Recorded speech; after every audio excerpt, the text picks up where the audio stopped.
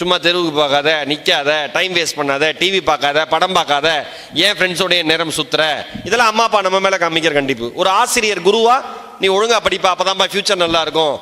இந்த கண்டிப்பெல்லாம் தாண்டி ஒரு மனிதன் தன் மேலே தனக்கே கண்டிப்பாக இருந்தான்னு வச்சுங்களேன், அவன் வாழ்க்கையில் நிச்சயமா வெற்றி மட்டும்தான் அடைவான், வேற எதுவுமே அவனை நெருங்காது அப்படிங்கிறது நல்லா உணர்ந்துங்க. சிம்பிள், எல்லாத்துலேயும் ஒரு பிரின்சிபல், வேற ஒன்றுமே கிடையாது.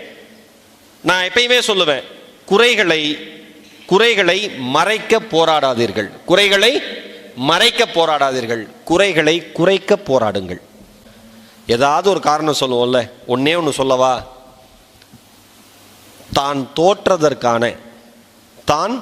தோற்றதற்கான காரணங்களை அடுக்குபவன் வாழ்க்கையில் ஒருபோதும் வெற்றி பெற்றதாய் வரலாறு இல்லை. தான் தோற்றதற்கான காரணங்களை அடுக்குபவன் வாழ்க்கையில் ஒருபோதும் வெற்றி அடைந்ததாய் வரலாறு இல்லை. தான் தோற்றதற்கான காரணத்தை கண்டுபிடிப்பவன் வாழ்க்கையில் அடுத்த நிமிடமே வெற்றியடைய போகிறான் என்பதற்கான அடையாளம்.